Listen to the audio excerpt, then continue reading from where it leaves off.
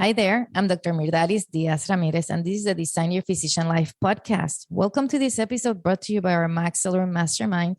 This is an exclusive mastermind for physicians who want to learn about entrepreneurship.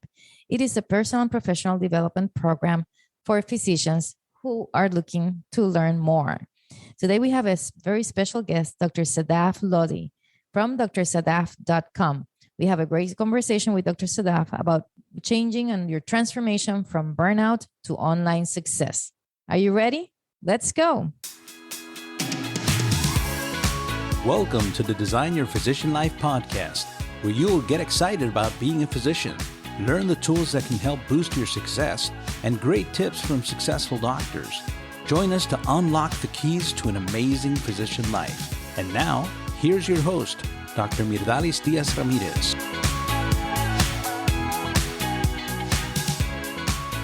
Hey guys, welcome to this wonderful episode. I'm very excited to have a dear friend here, Dr. Sadaf Lodhi. She actually is a board-certified OBGYN and executive coach for women based in New York. She graduated from the University of Michigan with honors, receiving a bachelor's in science and biochemistry. She acquired her doctorate in osteopathic medicine in Michigan State University and completed her residency in gynecology and obstetrics in Michigan. She earned her certification as a life and executive coach at Rutgers University. She's a practicing OBGYN in New York City for over 20 years. And while she was doing that, her mission has always been to help women achieve their best, whether it is professionally or personally. She has trained residents and students, and with over 20 years of experience in direct patient care, she has expertise in quality improvement, development in telehealth capabilities, teaching, managing medical affairs, practicing risk management, and ensuring patient safety. Strengths include developing relationships with professionals across multiple disciplines while ensuring patient care quality at the core. She would like to share her knowledge along with her experience as life and executive coach. I have to tell you that I met her in our mastermind, and we're going to welcome her, and she's going to tell us all about her transformation and all these wonderful things that we're going to be listening and sharing here. Thank you for being here with us today. Thank you so much, Myrdalis, for having me on. I appreciate it. Is there snow outside? Not yet. Soon, though, I think, unfortunately. But I'm not actually a big fan of winter. So, but yeah, I think eventually there will be snow. Somebody from Michigan and New York, not a very big fan of winter. No, Maybe you need to come down here to Florida with us and practice here. Yeah, I think so, for sure. So let's go back to that little girl who was in Michigan in the middle of the winters, and the teenager who went through all this schooling and, right there. Who was inspired to become a physician? Was it like the very young Sadaf or teen Sadaf? Who was inspired? So, Myrdalis, as I think back to my journey as to becoming a physician, it was definitely something that was always in the back of my mind. And actually, I would have to say it was definitely by the encouragement of my parents. So my dad had always wanted to become a physician and had gotten into medical school in Pakistan, and then was not able to actually go to the medical school there because his mother passed away, and he had a lot of life challenges that came about. And so then he wasn't able to actually attend medical school. And that was something that he always regretted. And so when I was little, when I was 5, people would be like, oh, what does Sadaf want to be? And I wouldn't even get a chance to answer. My mom would say, oh, she wants to be a doctor. And so then it was kind of like, my dad's wish that I became a doctor. And then I myself started to just think about myself as a physician, like what would it look like? What would it be? And so I think that is kind of what started, my desire to become a physician. And then as I got older, I, reached out to my cousin who was a physician and had a little bit of shadowing that I had done, and realized that that's what I wanted to do. What specialty was your cousin practicing it? Yeah. So, I actually shadowed him in Pakistan. And he is a pediatrician. He's a pediatrician over there, a very successful one.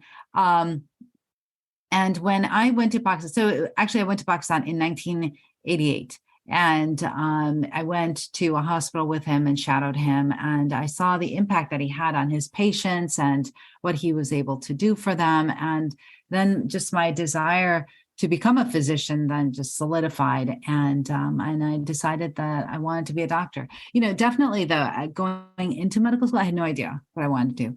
And in terms of what kind of, physician I wanted to become, but I just knew that I really, really wanted to be a doctor so that I could help people and make them feel better. And that was kind of like my basic understanding, but yeah. How did you choose OBGYN then? Wasn't pediatrics? Yeah, that's right. It led to pediatrics though. Yes, that's right. We lead to pediatrics. You know what? It started from so while I was as I was growing up, and I became involved in different things. So I was a camp counselor when I was in high school, and then I was part of these organizations growing up. In undergrad, it was called the Muslim Students Association, and I was a leader.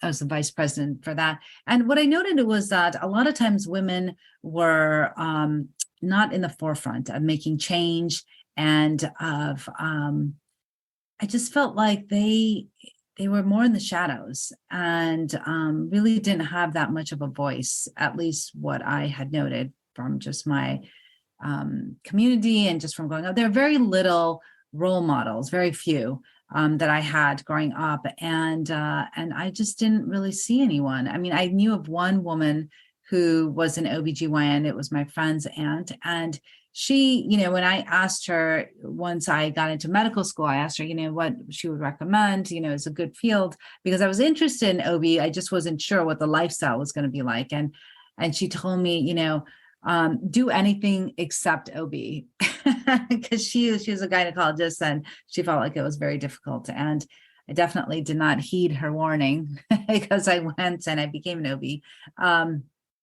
But then, do you remember the first time that you delivered a baby? Yes, I do. And I thought it was absolutely disgusting. Me too.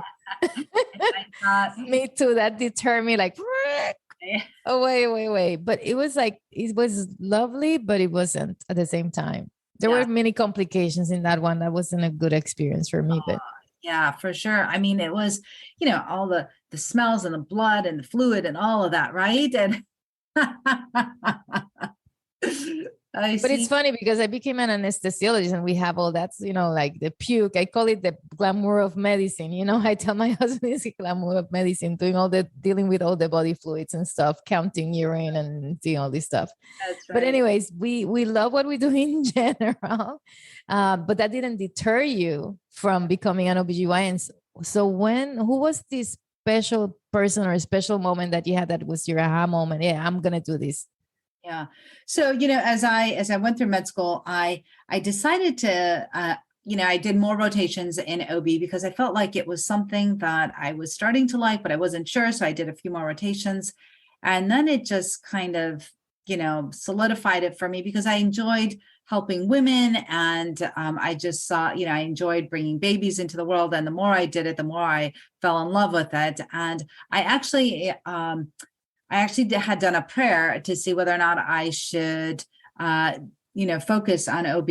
And then in my dream, I had a dream that I was doing OB. So then for me, that kind of solidified it, to be honest. And so then I applied for the residency, got in, and then have been doing OB since.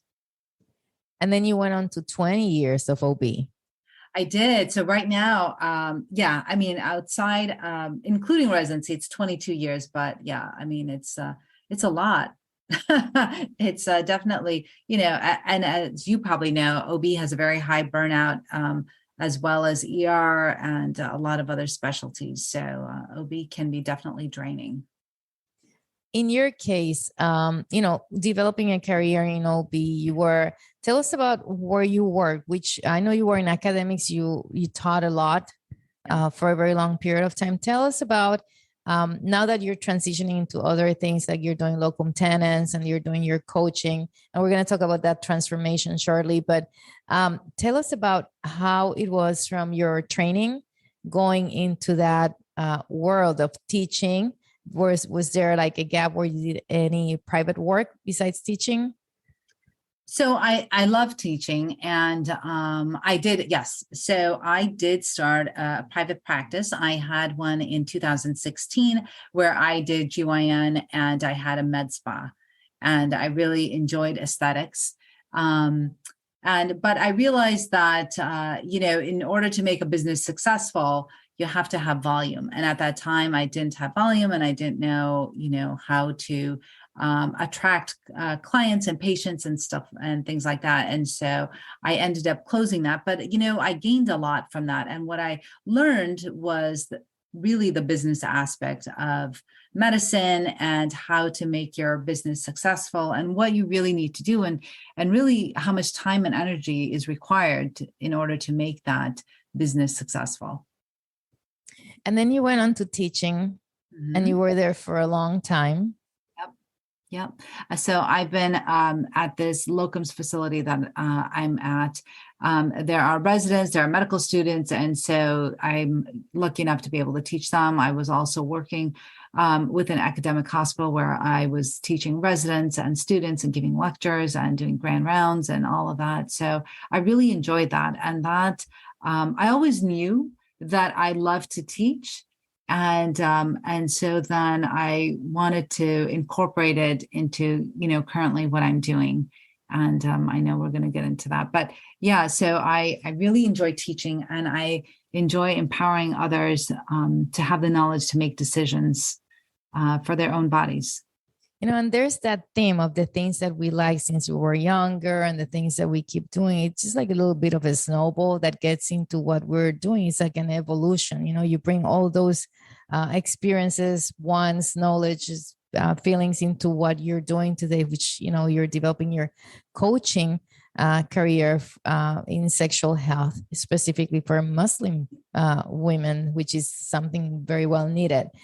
When I met you, we were in our the second iteration of our Maxillary Mastermind, and we have both been through burnout, and that was a very I remember where I was when I talked to you for the first time. I remember exactly where I was when I talked to you for the first time on the phone, and getting to know you, your situation. Can you tell us, for those who are here who might be feeling lost, overwhelmed, how you were feeling when you called me for the first time? Yeah, actually, when you bring that up, it elicits a lot of emotions.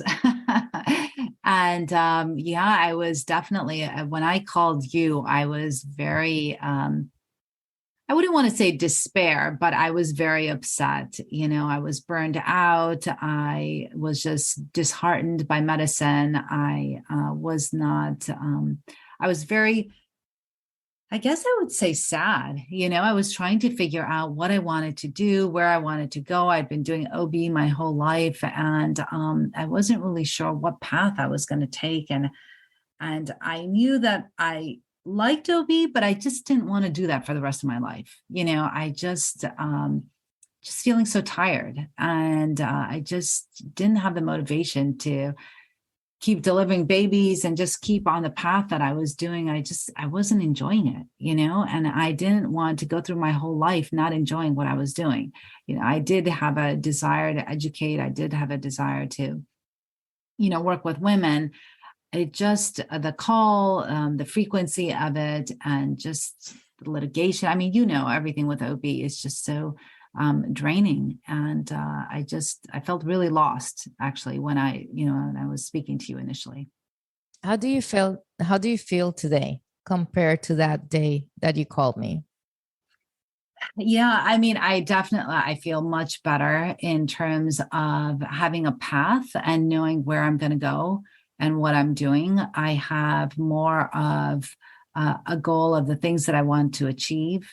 And really, it was just a really big transformation. And I know that, when you and I first spoke, you were very kind and very encouraging. And,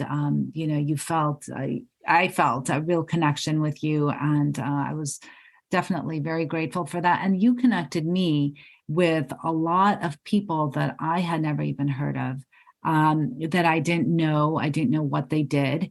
And, I felt like you helped me to create that roadmap that I needed for the next, I would say, the next journey of my life, right? The next, I don't know, the next chapter really of my life, and trying to figure out, I think that one of the hardest things when you're burned out is that you don't see where to go from there. Right. And you feel like, oh gosh, I worked so hard to become a physician. I worked so hard to become this doctor. And now I'm just not loving it anymore. And I don't know where to go from here and what to do and what can I do, And so I think that being part of your mastermind really helped me to see the possibilities and to be able to chart my own path and to write my own chapter and what the next phase of Dr. Sadaf's career was going to look like, and also the accountability in that group, I think is fantastic. And I think that really is what keeps the motivation going, and just, brainstorming with other people and having those small mastermind groups has been, was invaluable. So when we are burned out, as you said, there's different things that I see happening. One is that you don't know and you just keep going, and whatever is being thrown at you, you say, whatever, just keep it like this. And then you just decide to stay, in that course. You don't see any outside. And that's the way that can happen. Some other people, they're burnt out, but they keep acquiring more stuff, just thinking that they're going to be getting out of their current situation, but they just throw at themselves more stuff where there is no organization, no pathway, no understanding of what the consequences of that are going to be. Just, it's a huge, spiraling down.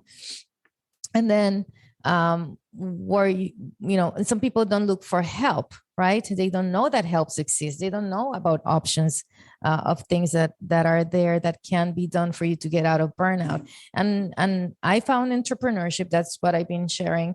And entrepreneurship is not only about having a business, about having the vision, about taking care of yourself, wellness, getting the knowledge to finding your passion again, and then getting the knowledge to apply for that, and getting out of there with adequate planning and support.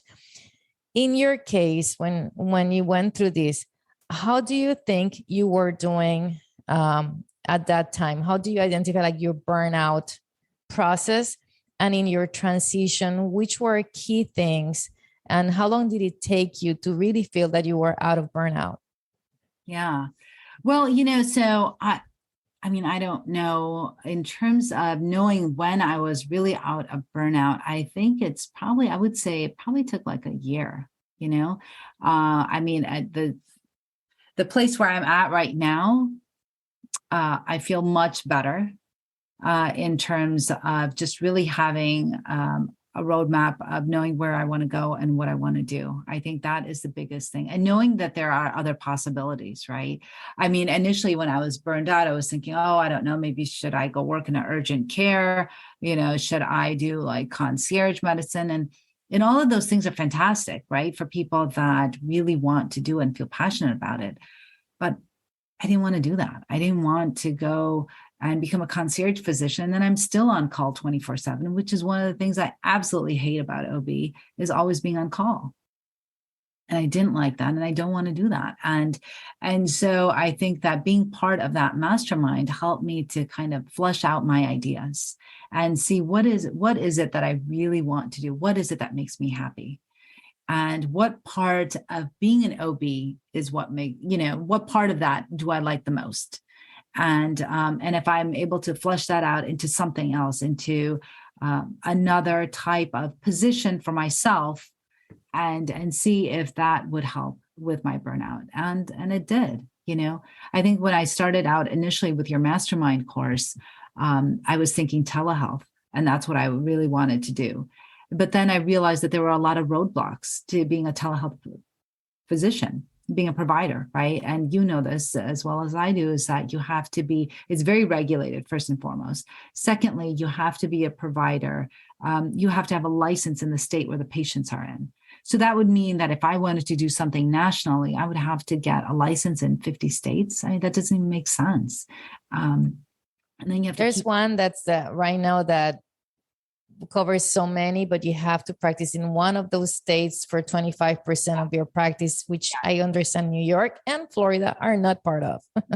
Yes, you're right. You're absolutely right. And I did look into that. And that's in fact what encouraged me to reinstate my Michigan license, because Michigan is part of this reciprocity where I believe it's like the Chicago, Illinois, Indiana, those states will, if you have a license in one state, then you're able to practice in the other states. However, just like what you said, right? You have to have a residence in that primary state, and you have to work at least, I didn't know, it's 25% of the time, but right. So then I was able to figure out that perhaps that wasn't the path I was going to take. And then, being a part of your coaching mastermind class and also having a coach myself, I realized that coaching and what an impact that could make. And, in a person's life. And that's what I decided I wanted to pursue that pathway. And I remember when I applied to the program, I remember calling you up and asking you to write me a letter of recommendation and just asking you for like such a quick turnaround, which you did,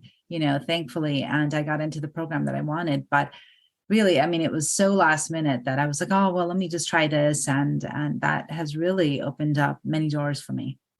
And one thing that I think that you did, it was ask, because 100% of the people who don't ask don't get it, right? Yeah. But you did, even though it was last minute, you just went through it. And I think I remember like you were going through this thing, telemedicine or coaching, and then you finally decided on the coaching, and then you got that training that you really wanted. To become a coach, you don't have to get the training, but obviously the training will get you to that next level of coaching, and people like to have that certificate with them.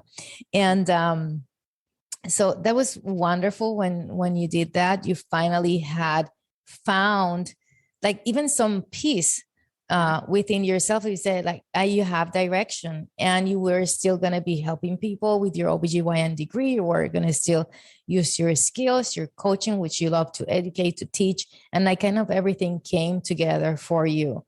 And even within that, there were certain things that were needed as part of the process, and you have to build. In this case, it was that it was determined that the social media presence was going to be important for the business that you wanted to develop, to be able to take the message out there, to find clients, people know about you, your work, and what you're going to be.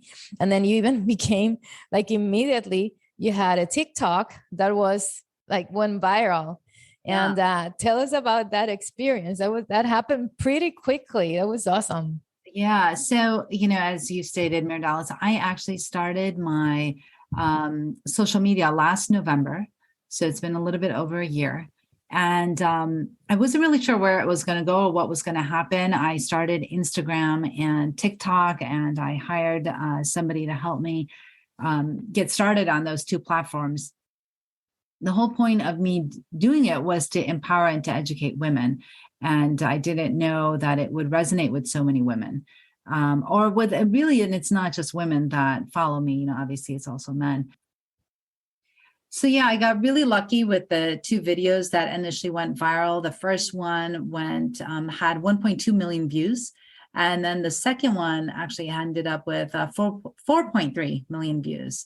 And, the title on those two TikTok videos was a Muslim mom talking about sex. And I think that the reason why is that most people don't associate Muslims with sex, which is, I don't know, I guess counterintuitive. I mean, why wouldn't you think that? But, people don't, right? There's a lot of different things that people.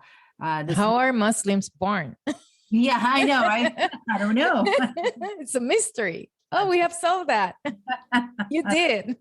And I think that, it's, of course, we know that it's because of the media and the damage that sometimes that media can do.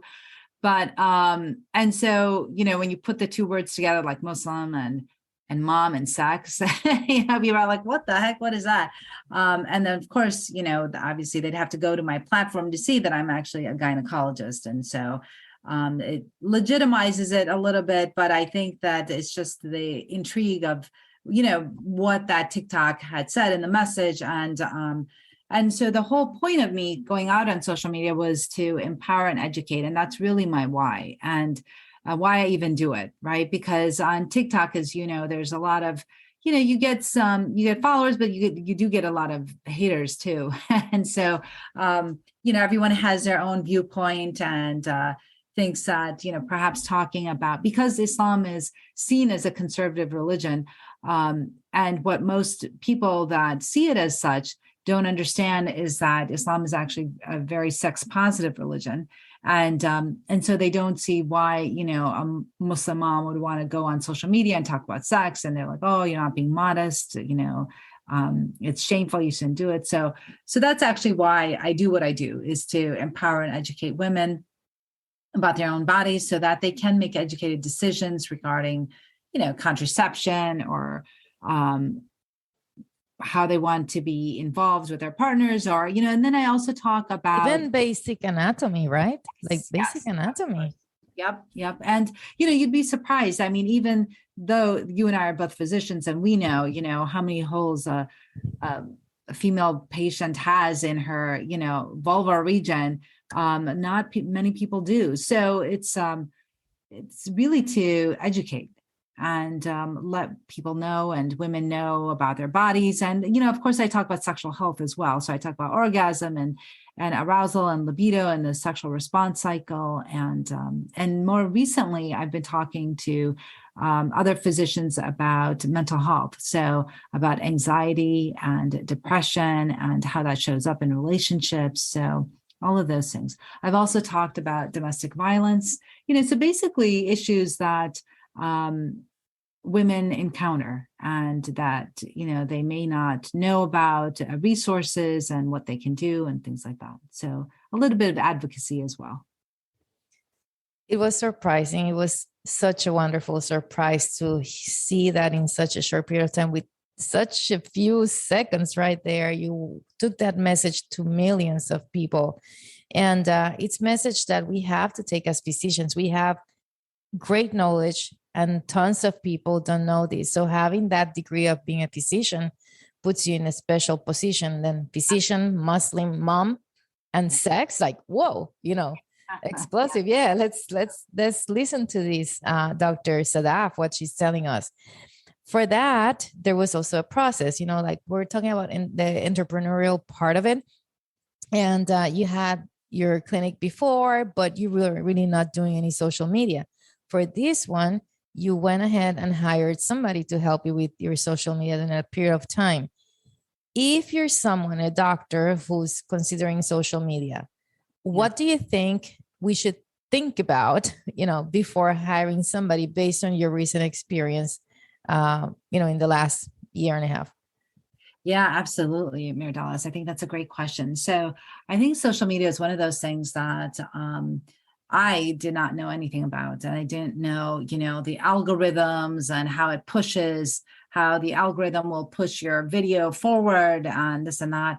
I think that what I would suggest to somebody that's considering social media, if you feel like you're well-versed in social media, then definitely, do it on your own. But I wasn't, and I definitely wanted help with it. So I found somebody actually it was through a Facebook group, the same Facebook group that I found you through.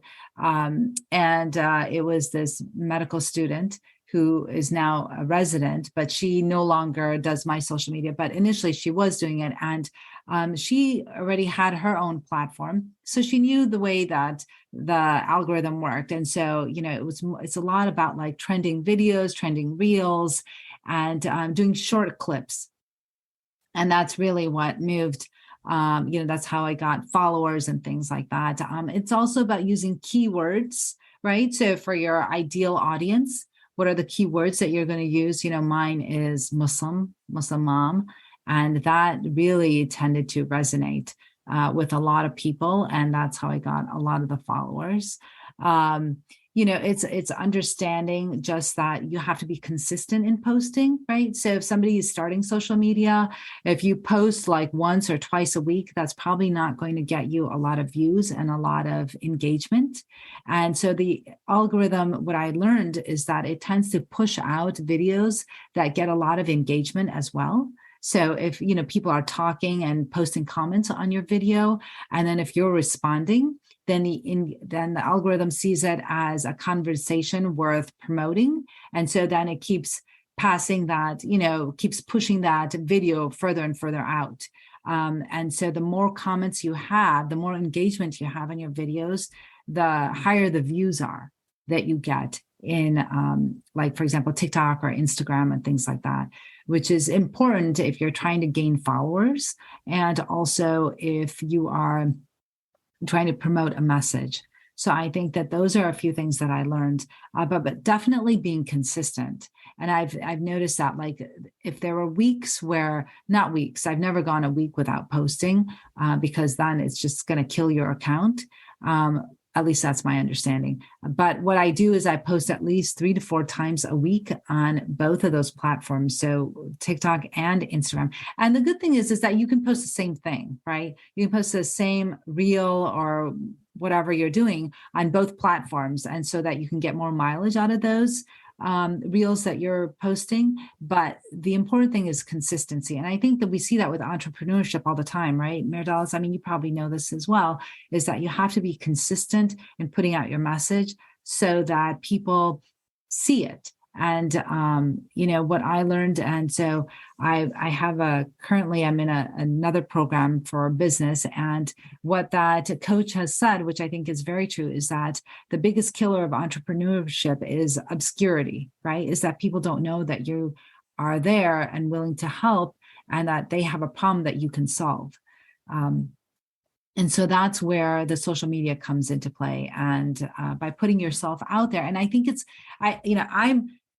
nobody believes me when I say I'm very quiet and shy because they're like, oh no, you're on, TikTok and Instagram. But actually that has helped me. Actually, being on social media has really helped me to kind of open up and to be a little bit more, I guess, out there, right? And letting people know that I'm a coach, I'm an intimacy coach that works with women to help them achieve sexual confidence in their personal lives.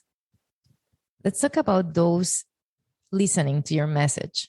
How has that changed? Because, from going to the one-on-one at the hospital there with the teaching, now you have masses that are listening to your message. How, and you talked about having some haters too. And how has your message been received in the Muslim world? And which opportunities have you had to also expand your message to other people, given that you were in social media in this way? Yeah, absolutely. So, in terms of the way that it's received, right? So you're going to get good and bad, I think, regardless of whatever you do. I mean, I think somebody put it really well when they said that not everyone believes in God either, right? Not everyone likes God. So, I mean, not comparing myself to God, but what I'm saying is that everyone's going to get haters. So I try not to let that part of social media bother me too much. And it's actually I've had to work on that and to not let the negative comments influence the message that I'm trying to get out. That being said, in terms of the Muslim community, I think that they've really embraced it. There are a lot of people that really appreciate it. So, I would say the haters, I would say like, the percentages of the people that really appreciate the message, I would say it's like a 70-30 split, right? So the people that are not happy with the message, whatever, that I would say maybe there's a 30% and the other people are 70%. And I think that people really appreciate it, right? You don't have too many. And so I have somebody else helping me with my social media now since the first person, she started her residency and she's not available anymore. The second person that's been helping me, what he stated is that, he's scoured TikTok and things like that and hasn't found anyone doing what I'm doing, right? So a woman, and so I have a specific niche. I have a niche, which is Muslim women. and talking to them about sexual health. And obviously, the people that follow me are not all Muslim women, but, that is the specific niche that I have for my coaching. And I think that, they're very appreciative. And I've met a lot of people. My network has significantly increased because of the social media. I have like an author that I've interviewed quite a few times, and he's amazing. And he's in England, right? And so if I wasn't on social media, I wouldn't have met him. There's another group of women that I met that I recently did a retreat with in October. And that again was through social media. There was another opportunity that I had to speak to an organization called singlemuslim.com. It's actually an app. And we spoke about intimacy and relationships and things like that. So definitely I've made a lot of connections through social media that I otherwise would not have had. And they wouldn't have known about me and I wouldn't have known about them. So I think that it's very important to be on these social platforms so that you can expand your network. One of the things, social media has given so much. And one of the things that happened when we were in the mastermind was that when I created the mastermind was because I wanted a space where I was a physician and then my husband could come too, so that we would both learn. And we had the doors open to any partners anytime that they could participate if they wanted to in the mastermind, because I believe that this is a family issue. If the physician is whoever it is in the family, doesn't matter if it's physician or not, somebody's affected is going to affect the rest of the family. So given this position, in your case, we had your husband only once come, but it was a time where we're trying to figure out what to do with this. Yeah. Like want to be a coach, you want to be in social media. He really didn't quite understand. He came that day. We invited him, hey, come, so that you can listen to this conversation and learn about what the process would be about monetizing these for your family, because there was the concern about being a physician and then moving into coaching and then having social media and then how this whole thing works from his point of view. So tell us what happened on that day, and if there has been any changes in the way that he feels about the work that you're doing these days.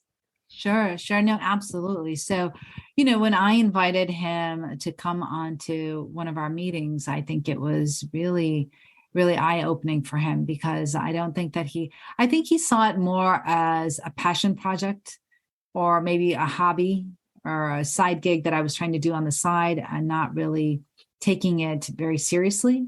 And I think that once he met the people in the mastermind and how committed everyone was to their own success and how committed you were and your mastermind was to the success of your participants, I think he took it more seriously and realized the value of putting myself out there in terms of being on social media and doing these TikToks and spreading my message of empowering and educating women. And I think that really helped in terms of gaining his support for the next phase of my life and the new path that I've created for myself. That's great. Tell us a little bit about, you're now doing locums, right? You were not doing locums before. When I met you, you were not doing locums yet, as I remember. Not yet. Let's talk a little bit about locums, because that's an opportunity that many people don't know that can give you a break when you're trying to think about this transformation in your life and you still want to practice as a physician, still want to keep your skills and have some income also while you're figuring out all these other things that you want to do. Tell us about how you're finding your opportunities in the locums world and what has that allowed you to do in terms of your coaching. Yeah, locums has been great, really, Myrdalis. I mean, I think, I will never go back to working for somebody else in terms of like a corporation or anything like that. I mean, the reason why I love locums as an OBGYN is, one, I don't have to worry about the malpractice. They cover that. And two, locums really allows you to practice medicine on your own terms and be as available as you want to be, right? And you can set your own hours, set your own schedule.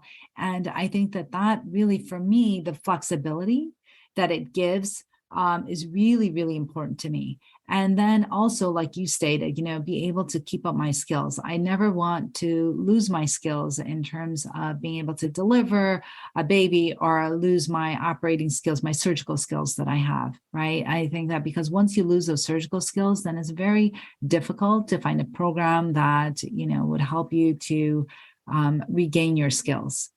And so I think that locums for me is absolutely perfect. It gives me that flexibility that I need and the income that I need also while I transition into becoming a full-time coach. And how are you finding these jobs? So there are different companies, right? There's so many big companies. You can go on locums.com or you can, word of mouth. The current job that I'm in right now, trying to think how it was through I think it was a job site, job post that I noted and I applied to. And this, the area, so I like to stay local. So that I can be at home for my children. And so I'm fortunate because the area that I'm living in right now, there are opportunities here for locums physicians. And so I'm able to still come home and be with my family, but still have a job and still practice my skills as a clinician. That's awesome. Yeah. Let's think about Sadaf Lodhi, the burnt out doctor, right? And your transformation has been incredible. I think, just listening to the way that you're talking right now, the security that you have, the right now, how you feel like so certain in what you're saying when you were in so much doubt about, a moment where doubting maybe yourself, your future, your relationships, what was going to be, not knowing answers, just trying to throw yourself, bunch of different things at yourself, trying to escape into the situation, which going maybe to a worse situation, probably. That's probably what would you tell people who feel in a similar way to you these days? Yeah, I would, first and foremost, I would say that, realizing that you're a physician, right? So I'm realizing that we have these really amazing skills that we learned as physicians, that we are very intelligent people, that we're able to do hard things. And we've done things that make us feel uncomfortable, but that in that, discomfort is where we find the most amount of growth. And I think that I have definitely learned that myself. And to know that there's hope, right? I think that sometimes we feel perhaps hopeless in the sense that, I don't like what I'm doing. I don't want to do it anymore, but I don't know what I can do and where I can go and how I can transfer my skills that I have. And so I think of one of the biggest things that I would advise somebody or a clinician that may be listening is that to write down the things that you really enjoy, things that really are your passion and what you love, and then see how you can incorporate those things into the skills that you may already have. And the thing that I love also is that I love to learn. And I think I'm just going to be a forever student. And for me, that was important because, I decided that I wanted to do the coaching, and I knew that that would be investing more time in studying, but I didn't see it as such. I saw it as an investment in myself. And then when I saw it as that, then I know that I'm able to continuously grow, and I'm also doing another class right now in sexual counseling and education. And I knew that that was going to be a bigger commitment because that's a year-long program and it's on the weekends. And weekends usually I like to reserve for my family. But I knew that it was something that was important to me and something that I felt passionate about. And sexual health is something that I absolutely think is so, so important to know and to understand and to be able to educate others on. That for me, it was worth the time and the commitment and the money, the investment that I'm putting into that. So for me, education has always been important, not only for myself, but to educate others. And I've always found ways to incorporate that into my life. Thank you very much for that. So as we are getting here to the end of our podcast, I'd like everyone to know where to find you, because I want everyone to keep increasing the conversation in your TikTok, in your Instagram, and for you to keep growing and doing the wonderful things that you're doing. Thanks so much, Myrdalis. And, first, I want to thank you for the opportunity for having me come on and be a part of your podcast. I love your podcast and I love what you're doing. And I really think that, yours was the first mastermind I ever did. And I never knew what it was. And I never realized the support that you get from being in a mastermind class and the encouragement and the accountability. So I want to thank you and your group and your mastermind that you do with Tomas. I think it's excellent. And I would encourage everyone and anyone that's listening to be a part of your mastermind, just to be able to see all the things that they can achieve. And so I appreciate that. Thank you. I'm glad that we could be of help. Like, I'm so excited every time I listen about what all of you guys are doing. It's like, to me, that's the mission, to help physicians. And you are just exemplary in this world of the mastermind, the Maxillary Mastermind. Thank you so much, Myrdalis. So in terms of, reaching out to me or following me, so my handle on both Instagram and TikTok are Dr. Sadaf, SADAF, OBGYN. It's all one word, Dr. Sadaf, OBGYN. And I have a website called drsadaf.com. And those would be the best ways to reach out. And then, anyone can email me as well. It's drsadaf@drsadaf.com. And that's Sadaf spelled SADAF. So, yeah. Thank you again, Myrdalis. Thank you so much for having me on. I really appreciate it. Oh, I love having you here. And you guys heard, she's right now talking about sex for Muslim women. However, she's been a wonderful, amazing physician for so many there in the state of New York. She can take good care of you, coaching. I've heard the things that she does, and I would highly recommend, empowering women. When she says it, she really means it. And that's what she does. That's the work of Dr. Sadaf. So thank you very much. Have an awesome day. Say hello to the snow when it comes. Yeah. Have a nice snowman on your porch when it comes, and enjoy that winter as much as you can. All right. Thank you so much. Thanks again. Well, guys, that's it for today. Stay tuned for more of our Design Your Physician Life podcast, which was brought to you today by our personal and professional development program for physicians called Maxillary Mastermind. You can find us at maxillary.com. That is MAXALLURE. We will continue to bring you useful resources to develop your physician entrepreneur life, like we did today with Dr. Sadaf Lodhi. And actually, you can find her on her Instagram, which is Dr. Sadaf OBGYN. That is DRSADAF OBGYN. She also has her TikTok under Dr. Sadaf OBGYN, and her website is drsadaf.com. Please don't forget to subscribe, like us, give us 5 stars, share the love, share with your friends and family.